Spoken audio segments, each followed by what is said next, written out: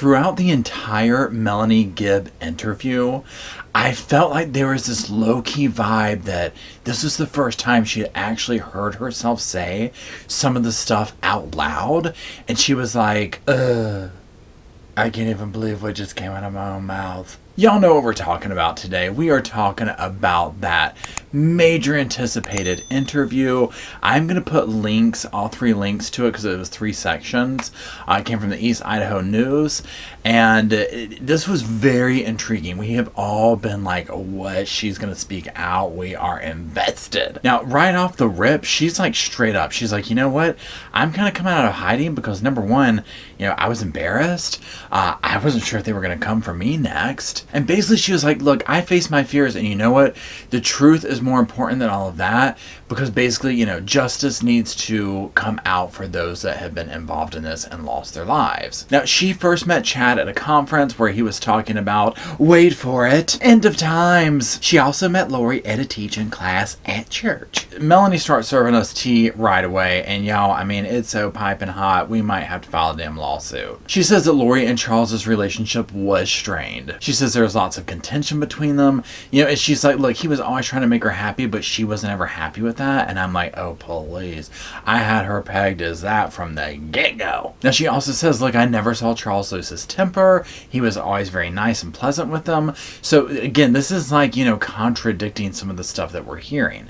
Overall, this entire interview, if you had any, believability into the other Melanie, the niece, and her new husband, Ian, this one definitely is like, oh no, they are completely knee-deep in whatever juice that, Lori and Chad have been serving. Now, she talks about this relationship that happened between Lori and Chad, and she was like, look, it was basically, based around the beliefs of Chad. And she was like, Chad told Lori that they had been married, multiple times over multiple lives. And I'm just like, this is all very Charles Manson-y. So Melanie kind of breaks it down for us, and she's like, look, this is how it would go. Charles was basically, teaching Lori stuff, and she in turn would teach others. So just that little setup right there, I'm like, yes, could I have Colts for 300, please? Now, at the same time, Lori must have felt real special. And now, apparently, Chad was doing this with other people, not just Lori, so I guess she wasn't that special. Now, Melanie's like, yeah, it was completely obvious. These two were hitting it off. They were falling in love. And the whole time, remember, we all know they're each married. And Melanie calls it out. She's like, I told Lori, girl, just get a divorce. This is the logical thing. You clearly are starting another relationship with, Mr. Crazy. Just get a divorce. But she said that Lori was basically like, look, we're not allowed to. We've gotten some messages from the other side of the veil, and it's not looking good over there. They're not down with it. And I'm just like, that part right there, I'm just like, girl, no, you lost me. You lost me before, but right there, if my best friend started coming and talking to me about some stuff like that, no, just no. Now, she even says that Lori and Chad had, cell phones that they used just to talk to each other on. And I'm like, this is just a full damn blown affair is what it is. No wonder Charles was like, I am out of here. Now, Melanie says that, yeah, I got sucked into their beliefs. Doesn't sound like she got totally 100% into it. Yeah, I'm 100% invested. But honestly, the vibe I got from her was, I was like, I bet she could be easily persuaded. She seems like really nice and really wants to please others, so I could see her being easily manipulated and going along with things, and that's kind of what it sounds like happened. She said they made her feel special, they made her feel pretty, they made her feel like she was one of the chosen ones. And she says, look, eventually I did kind of start to believe that I was one of the chosen ones. Now, she talks about this doctrine that Chad created, and I'm like, do you want to even classify it as that? I'm just envisioning some crazy stuff scrabbled across a piece of toilet paper. However, he had all this different stuff with levels and this and that. Basically, He wrote out the rules to a Dungeons and Dragons game. I mean, it's about that far-fetched. Now, she even says that Chad and Lori went as far as to get sealed at the temple. Of course, this is while they're each still married. She said Lori was like, girl, don't worry about all that. Don't worry, it's okay. Look, we've been married so many times across so many planets and galaxies. I mean, this is just old hat at this point. And when Melanie's like, what about Tammy and Charles, though? Lori's all like, oh, no, it's fine. See, because we've, like, traveled the galaxy and Star Wars kind of stuff, our partners will be fine with that. And we just had this sneaky premonition, call us visionaries, that they're not going to be here much longer. Now, y'all, when it gets into some of these crazy beliefs and like, listening to Melanie talk about them, I'm just like, oh, my God. I mean, it's just stuff that you're like, where does people even come up with this? So she says that, Lori's traveled to 21 planets, and apparently really what that means is, different lives. Allegedly, both her and Chad have lived 5 lives on this earth, and I'm like, well, you think they would have learned to take better care of their kids in one of those lives. Now, she does talk about a portal that Chad made in Lori's closet. It was a cute portal. The neighbors were all jealous. And then Melanie's like trying to explain it like, well, no, it's not really actually a portal like that. It's more like a spiritual place for Lori to go and just spiritually be with Chad. And I'm all like, okay, yeah, that makes total sense. That sounds a lot less, totally insane and crazy than a portal. And that's just where, some of the stuff, I'm just like, listen to what you're saying.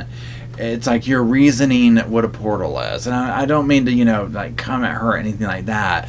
But I think it's interesting to watch the psychology of it, because there was like this normalization of things that sounded really bizarre.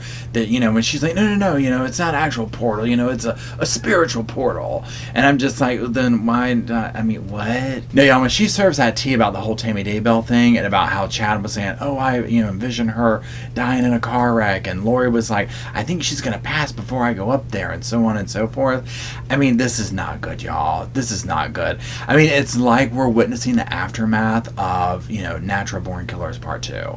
And that's the tragic part of this, is how many people have lost their lives because of these 2 people, and they are completely hiding behind some, I don't even want to call it a religion, but some bizarre beliefs. Now, the one that takes the damn cake, although, how do you rate them, is when she talks about going to visit Lori and this first finding out about, JJ being a zombie. And, it's just like you're watching a train wreck get to happen, because I'm like, I can just envision it. And she's talking about how Lori would point things out, like, see this behavior? He's turned. And I'm just like, what? That's where I'm like, if I was having lunch with a friend that I was visiting, and they legit started coming at me talking about whether it was their partner, their kid, whatever, like, I think they're a zombie. I don't know what I would do, because it's so bizarre and crazy, but I know I wouldn't believe it on any level. Now, conveniently, Chad was the one to determine who was a zombie and who wasn't. So, of course, conveniently, anyone who seems to come across them or get in their way of their mission, such as spouses, or just specifically Lori's children and not Chad's, these people seem to disappear. I find this completely bizarre and completely criminal. Personally, I think that Chad is a serial killer. There's no other real thing for me to call him at this point. I am completely shocked he is not in jail yet. It is a matter of time. They are getting evidence. All I need to hear was this Melanie get up there and talking, and I was like, oh no, Buddy Boy's going away. Now, she also continues on with the zombie stuff, and is basically like, once Alex was like down with this whole belief system, like, she was like, he 5,000% believed that Charles was a zombie. And she was like, oh yeah, absolutely. When he killed Charles, it was because he thought he was a zombie. And I'm just like, what is up with this family? They're so gullible. You know what I mean? Literally. It literally sounds like that. Like, they are just so, malleable to thought processes and whatnot. How would you ever arrive at that? Now, the truly tragic, sad part of this interview is when she starts talking about her revelation of, which revolves around, the children. And basically where, there's a zombie talk and all this, and then it was, okay, well, you know what? JJ's in the way of our mission. We're going to send him to K's. And she was under the impression that that's what happened. And I mean, I get that. As crazy as all this sounds and as unstable as they sound, and even though I'm kind of like, yeah, I wouldn't trust these people around children if they're talking about the kids are zombies, I don't think that most people think that somebody they know is going to kill other people, and especially their own children. So, there's that. Now, when she starts talking about how, okay, so JJ's missing, and all of a sudden she gets a call from Chad and Lori, and it's, the cops are here looking for the kids, and don't answer the phone if the cops call, and, Chad's nervous. I mean, that's bad, y'all. That is bad. I mean, all of this is all coming to this big realization of, just like Melanie said, something is extremely wrong here. And I think we've all been sensing it. And again, we don't have the 100% evidence. But I mean, I heard enough about this to be like, this is sadly not looking good. Now, Melanie does go on to say, basically, if Chad's doctrine, if this whole thing about past lives and this and that and yada, yada, yada hadn't been introduced, everybody would still have their life. I do agree with Melanie. One thing I think is going on is that there is this mindset with them of, oh, it doesn't matter. You know what I mean? We're going to relive a life and this will happen and you just come back. It's like they're living in a video game and they think you just rinse and repeat and come back and start over. And hey, maybe some people believe that type of stuff and maybe that is the truth. I don't know. I haven't done it. But that doesn't give you the right to facilitate that for others. Now, when asked about the other big question, July 22nd, she's like, the world is not going to end then. I heard a different date. And, she's like, look, the whole thing was, Lori thought this big earthquake was going to happen up in Utah and it would distract everything and everybody from the craziness they were doing. And I was like, well, she literally had to be jumping for joy when that earthquake happened in Utah. I mean, not some massive one like she was talking about, but still an earthquake, a decent one. And, she had to be so excited over that and just fueled her fire. One thing I found interesting about the interview and Melanie is how she says, look, I think, Chad is a nice guy. She still has this love for him and Lori.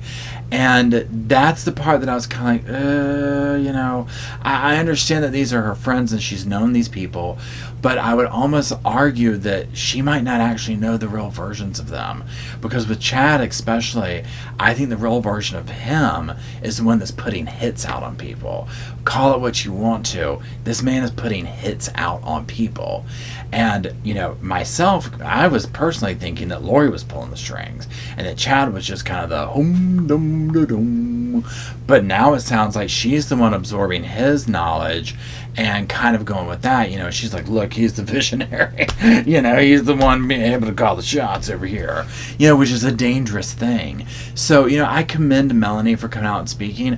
I hope that she is able to continue forth. I hope she doesn't get people coming at her or anything like that, because I think that the world needed to hear this.